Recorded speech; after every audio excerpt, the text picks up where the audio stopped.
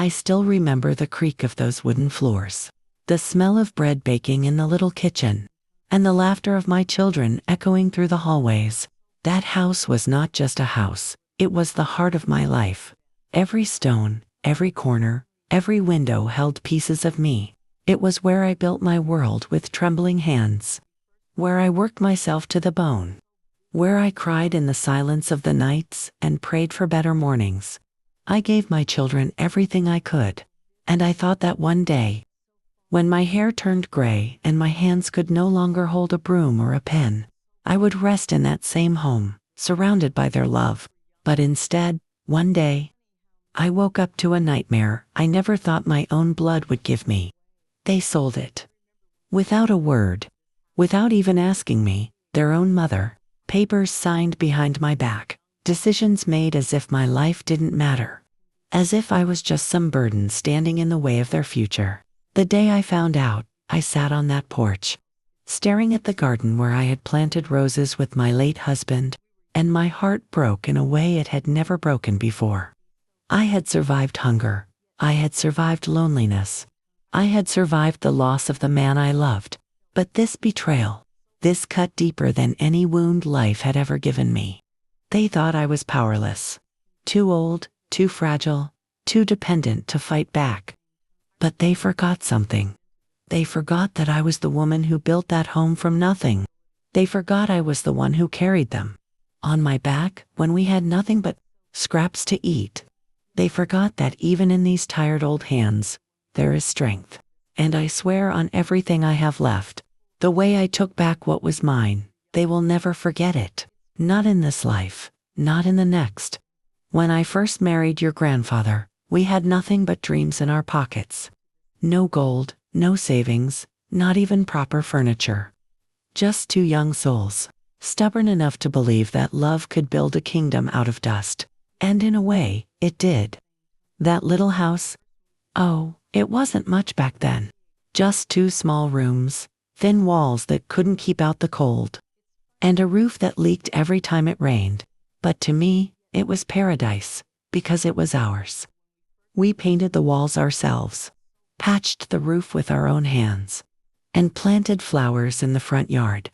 I remember how your grandfather would come home from the mill, tired and covered in dust, but he'd always smile when he saw the light glowing from our windows. That house was our proof that we belonged somewhere in this world. Years went by, and I filled that home with life. I filled it with the cries of newborn babies, the smell of warm soup simmering on the stove, and the sound of lullabies sung late at night. Every corner of that house had a story, the wall with the pencil marks, where I measured the children's heights, the dining table where we argued and laughed and shared dreams, the rocking chair where I held each of them when fever kept them awake. But life has a cruel way of testing us. Your grandfather was taken from me too soon. One winter, his cough grew heavy, and no doctor, no prayer, no remedy could save him. He died in that house, in my arms, and I thought I would never survive it. But I had children who needed me. So I worked twice as hard, carrying bricks, scrubbing floors, doing every job that no one else wanted to do. I bled and I broke, but I never let them go hungry. And I never let that house slip from our hands. I thought they would remember that. I thought when they grew up, they would look at those walls and see not just a building, but a mother's soul carved into every beam. I thought they would honor it, but I was wrong. The day they sold it, they didn't even look me in the eyes. My oldest came to me with a piece of paper, avoiding my gaze, and said it was for the best. For the best. As if stripping me of my life's only anchor was some kind of kindness. I could feel my chest tighten, my breath leaving me. I asked them, "Did you even think of me?" And there was silence. Just silence. That silence told me everything. They didn't see me anymore. Not as a mother. Not as a human being. Just as an old woman, standing in the way of their plans. But let me tell you something, child. When they left that night, with their papers and their arrogance, I sat alone in that house. And as the evening sun cast its last golden light across the floorboards, I made myself a promise. They may have signed my name away, but they had no idea who they were dealing with. I was not going to let them erase me from my own story. Not without a fight. Not while I still had breath in my lungs. The nights after they sold my house were the longest of my life. I couldn't sleep on that bed, knowing they had already decided my fate without me. Every creak of the floorboards, every whisper of the wind through the windows, felt like a goodbye. I would sit in the living room, where the walls were still covered with old family photos. I would stare at the faces smiling back at me, my children when they were little. Your grandfather with his strong hands and proud eyes, and I asked myself, how could they forget? How could they forget the years I spent breaking my back, so they could have shoes on their feet, food on the table, books for school? But betrayal has a way of burning away tears. After the crying stopped, all that was left inside me was fire. And I decided that if they thought I was weak, if they thought I would just bow my head and walk away quietly, they were in for a surprise they would never forget. I started to remember all the little things your grandfather taught me about this house.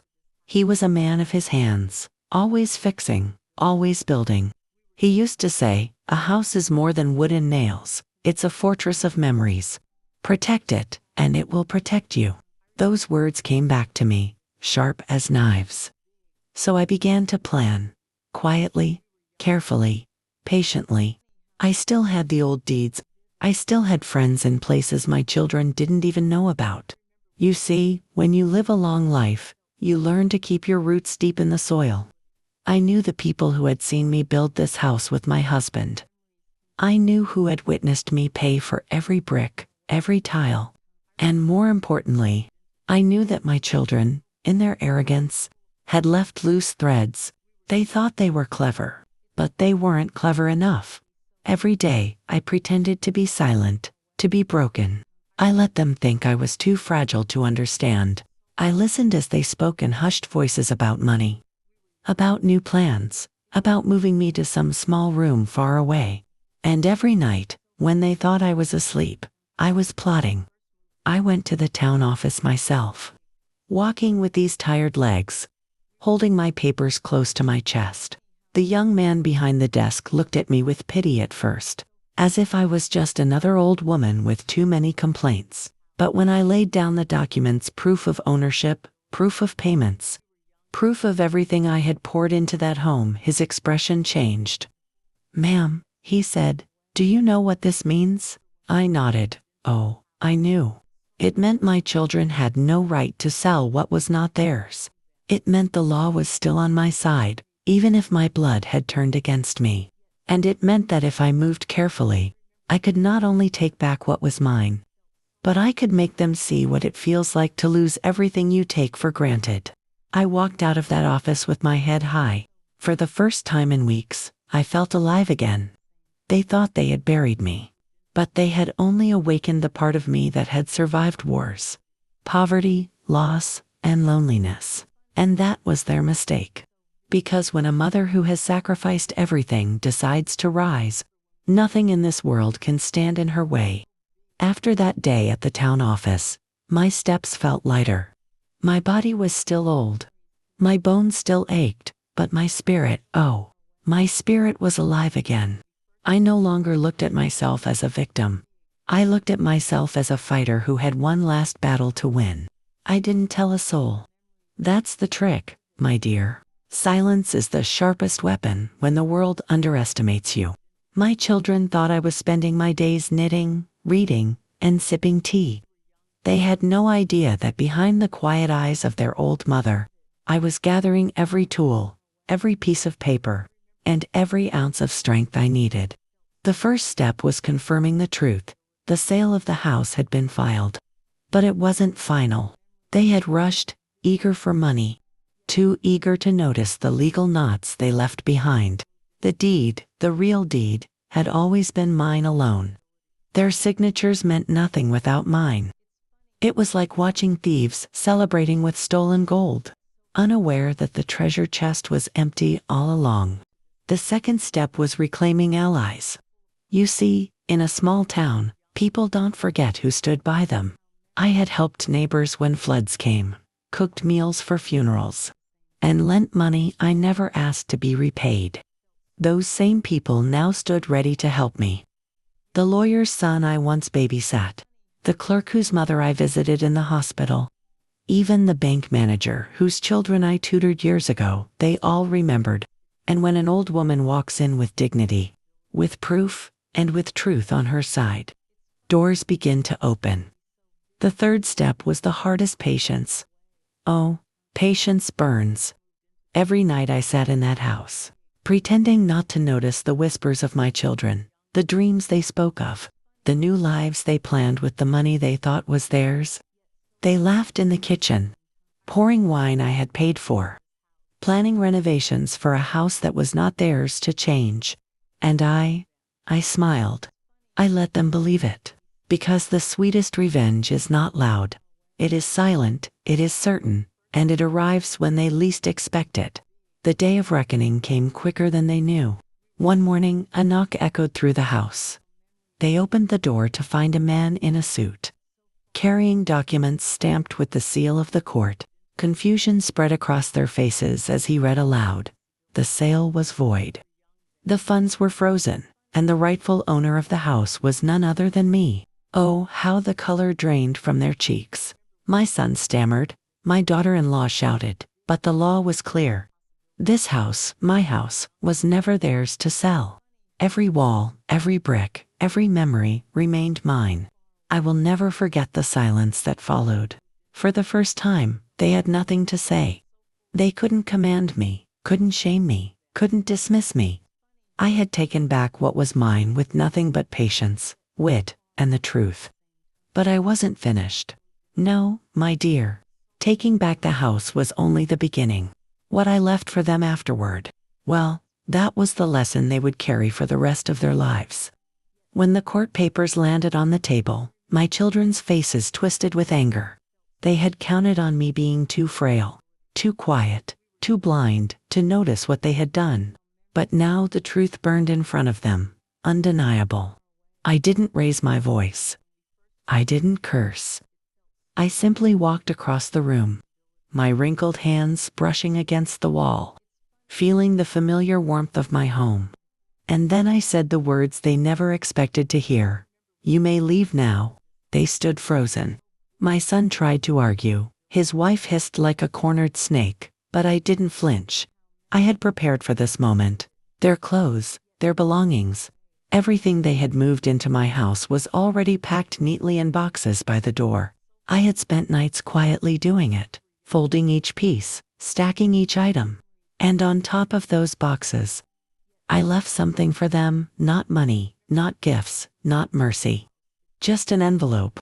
Inside was a single sheet of paper. It was a copy of the will I had rewritten. The house, the savings, everything I owned would go not to them, but to charity, to shelters for mothers abandoned by their families, 2 schools, 4 children who needed hope. Their gasps filled the room. My son's hand shook as he read the words. His wife's face turned pale. And then, the final blow at the bottom of the paper was my handwritten note. You sold me once, but you will never sell my soul. What I built with love will never feed your greed. I watched their pride crumble. The same hands that once took from me now trembled, empty. They left the house that day with their boxers, their anger, and their shame. And me, I sat in my rocking chair, the evening sun pouring through the window, the light touching my tired face. My home was still mine, not because of bricks or deeds, but because I had defended it with the last of my strength. This house holds my story, my struggles, my love, and it will stand long after I am gone. Not as a trophy for the selfish, but as a reminder that even the weakest looking heart can carry the strongest fire. After they left, the silence in the house was deafening. For a moment, I simply sat there, listening. No footsteps rushing through the hallway. No angry voices echoing in the kitchen. No greedy whispers about what they would buy with money that was never theirs. Just silence. And for the first time in years, that silence felt like peace. I walked through each room slowly. my hand gliding over the furniture. The walls, the photographs. These walls had heard lullabies and arguments, laughter and tears. They had seen my husband carrying our children on his shoulders, and later, me sitting alone after he passed. They had witnessed the best of our family and the worst, but now they belonged only to me again. At night, I slept in my bed without fear. No one was plotting behind my back. No one was trying to erase me from the very home I had built. When I closed my eyes, I dreamt not of betrayal but of freedom. People asked me later why I didn't forgive them, why I left them nothing, and maybe they expected me to answer with bitterness. But the truth is, I didn't act from hate. I acted from love for the woman I had been all my life. Love for the sacrifices I had made. Love for the principle that no mother should be discarded. Like old furniture, once her usefulness is gone. Every morning, as the sun lit the porch, neighbors stopped by. Some brought fresh bread, others sat for tea. They called me brave, clever, strong. But I smiled and told them, I am not strong.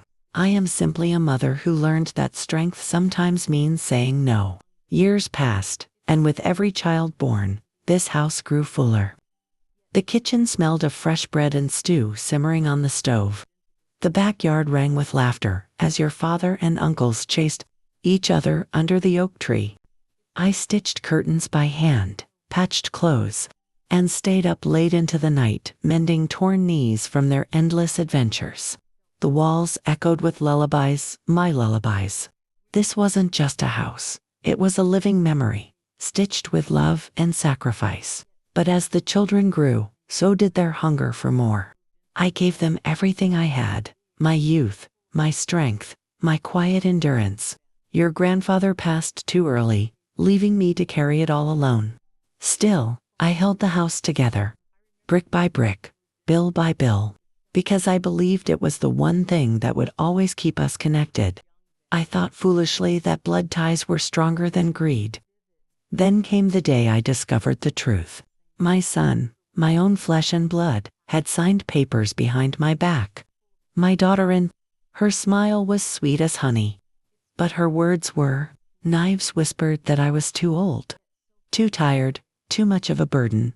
Together, they sold my house, as if I were nothing more than a faded memory standing in their way. Do you know what betrayal feels like, my dear? It isn't loud. It's a quiet, shattering inside your chest, like glass breaking where no one can see. I stood in the kitchen, the same kitchen where I had stirred soup for them when they were sick, and listened to their laughter as they planned what they would do with the money. Not once did they look at me and think of the years I had given them. Not once did they remember the sacrifices that had built every brick of this place. But the house remembered. I swear it did. Every corner held whispers of the past, and it gave me strength. I couldn't let them erase me. Not here. Not in this place where your father learned to walk, where your uncles carved their names into the wooden banister, where your grandfather kissed me goodnight. So I fought not with shouting or fists, but with patience, with proof, with silence sharp as steel. And when the day came, when the court named me the rightful owner again, I didn't scream with victory. No, I simply walked through my home, placed my wrinkled hands against the walls, and whispered to myself, we're safe now. But I didn't stop there. Revenge, you see, isn't always anger. Sometimes it's justice wrapped in peace. I rewrote my will, leaving nothing for those who betrayed me. Instead, my house, my savings, my legacy all went to those who knew the meaning of love. To shelters for abandoned mothers. To schools where children could dream. To neighbors who had been kind. My family thought they had stolen everything from me, but in the end, they were the ones left empty. And you, my dear, you sit here listening, your eyes wide, your little hand holding mine. That is the true victory. Because the lesson will live on, long after these walls crumble.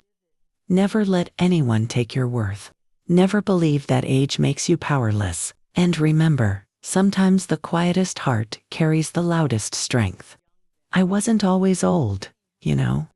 Sometimes I think back to when I first stepped into this town as a young woman, holding your grandfather's hand so tightly because I was scared we wouldn't belong. We didn't have much, just a suitcase, a wedding band, and a dream. The house we bought wasn't even a proper house. The roof sagged, the paint peeled, and the floorboards creaked with every step. But oh, how proud we were of it. Your grandfather worked 2 jobs back then. He'd leave before dawn and come home after midnight. His hands blistered and his back bent. I would rub his shoulders, kiss his tired face, and promise him it would get easier. He never complained, not once. Instead, he'd look at me and smile and say, "One day, this house will be full of laughter, and it will all be worth it." And he was right. Soon the rooms echoed with the cries of babies and the giggles of children. I sewed curtains by hand, 1 stitch at a time, humming lullabies as I worked. The kitchen smelled of stew, fresh bread, and the faint scent of wood smoke. Winters were harsh, I remember, piling blankets on the children, because the heater broke so often. Summers were hot, with the kids running barefoot in the yard, their hair wet from the garden hose, their laughter floating into the open windows. Every corner of this house holds a story. The marks on the doorframe where I measured their height year after year. The dent in the wall from when my eldest tried to ride his bike inside. The faded wallpaper in the living room, chosen because it was on sale, yet it became the backdrop of every family photo we ever took. This wasn't just a house. It was our lifeline, our anchor. And when your grandfather passed, oh, that was the hardest storm I ever faced. He was strong, always so strong, but one winter night, he simply didn't wake up. I sat beside him, holding his hand until the sun rose.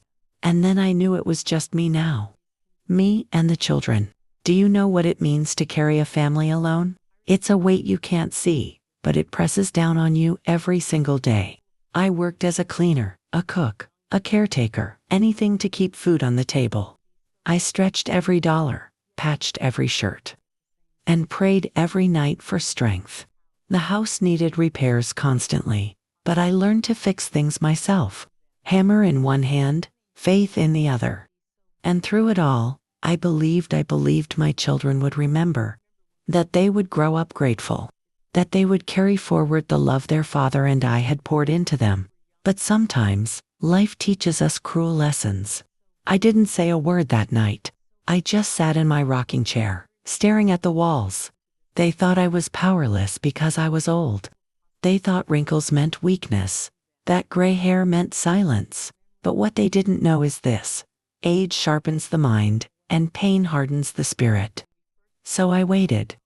I gathered proof. I spoke to lawyers quietly. I listened more than I spoke. I watched as they signed papers, laughed about the money, and planned their new life. And all the while, I prepared my justice. When the day came, when the court handed me back my keys, I didn't celebrate loudly. No, I walked through my house like a queen returning to her throne. I touched the banister where my children had carved their initials. I opened the windows and let the sunlight pour in, and I whispered, "We are home again." But the best part, the part they will never forget, I didn't just take back the house. I took back my dignity. I rewrote my story. And I made sure that everything I leave behind goes to those who understand love, not greed. I can still see it as if it were yesterday. The day my eldest took his first steps in this house. I had been kneeling on the floor, arms stretched out, heart pounding as he wobbled forward on those tiny legs. He stumbled, he fell, but then he laughed. Oh, what a laugh. Pure, innocent, like bells ringing. The sound filled the whole house. And I remember thinking, this is what happiness feels like. I didn't need riches. I didn't need luxury. That one laugh was enough to carry me through a lifetime of hardship. Birthdays were always special here, even when money was scarce. I would bake a small cake from scratch, sometimes using borrowed flour or sugar from the neighbors. I'd light a single candle and watch their eyes glow brighter than any gift could ever make them. We didn't have balloons. We didn't have fancy decorations, but we had each other. That was enough. I remember winters when the snow piled up so high against the windows that the house seemed buried alive. We would huddle together in the living room, wrapped in blankets, listening to the howling wind. I'd tell them stories, fairy tales, fables, sometimes even just memories from my own childhood. Their eyes would widen, and they'd forget how cold it was. My stories kept the frost away, at least for a little while. Then came the summers. The yard bloomed with wildflowers, and the children ran barefoot until their feet turned brown with dust. They'd chase fireflies at night, their giggles echoing under the starlit sky. Sometimes, when I stood at the doorway watching them, I'd feel tears in my eyes, not of sadness, but of overwhelming gratitude. Despite the broken roof, the peeling paint, and the empty pockets, life still found a way to shine through. When my eldest son brought home his first paycheck, he rushed into the kitchen, waving it like a trophy. He hugged me so tightly and said, "Mama, it'll help now. You won't have to carry it all alone." I cried so hard that night, not because of the money, but because I thought I had raised a son who understood sacrifice. My daughter, oh, she was the light of my life. She used to braid my hair when I was tired, sitting behind me on the porch steps, her tiny fingers clumsy but gentle. On her wedding day, I stood in this very living room, holding her veil, watching her walk out the door to start her new life. My heart was breaking, yet I smiled through it all, because that's what mothers do. Each of them left pieces of themselves in this house. The scratched floorboards from toy cars, the kitchen walls stained from little hands covered in jam, the attic filled with boxes of old school projects. I never threw them away. I couldn't. To me, they weren't just things, they were proof that I had lived, that I had loved, that my struggles had meant something. But somewhere along the way, those children, they forgot. They grew up and forgot the taste of my soup on cold nights, the warmth of my lap when they were sick, the sacrifices I made so their bellies were full while mine went empty. They forgot that every single brick in this house was soaked in my sweat and my tears. And when they sold it, when they dared to put a price tag on my life's work, it was as if they tore my heart from my chest. How could they stand in the same living room, where I once sang them lullabies, and decide I didn't belong there anymore? How could blood betray blood in such a cruel way? The day I found out the papers were signed, I felt my knees give way beneath me. My son stood there, avoiding my eyes, and his wife wore a smile that cut deeper than any knife. They told me it was for my own good, that I was too old to manage, that I should be grateful they thought of me. Grateful for being cast out of the very home I built with my bare hands. For one night, I wept. I sat alone in the empty living room, my tears soaking into the floorboards I once polished with pride. But then, something inside me shifted.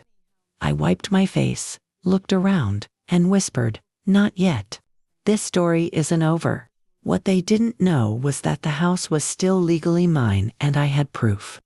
Quietly, I went to the lawyer who had once helped your grandfather and me with our papers. He was older now, but when I showed him the deeds, his eyes softened. He told me, "You still have rights. You still have power." So I fought. I sat in that courtroom, my hands trembling but my spirit unbroken.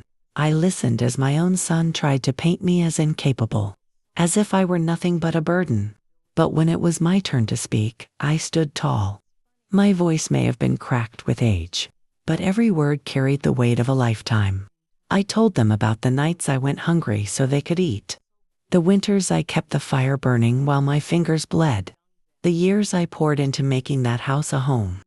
And when the judge ruled in my favor, when the keys were placed back into my hand, I felt the strength of every sacrifice return to me. My son's face turned pale, his wife's smile vanished, and in that silence, I knew they would never forget this day. But I didn't just take back my house. I rewrote the ending of my story. I changed my will, making sure not a single brick, not a single penny, would ever fall into greedy hands.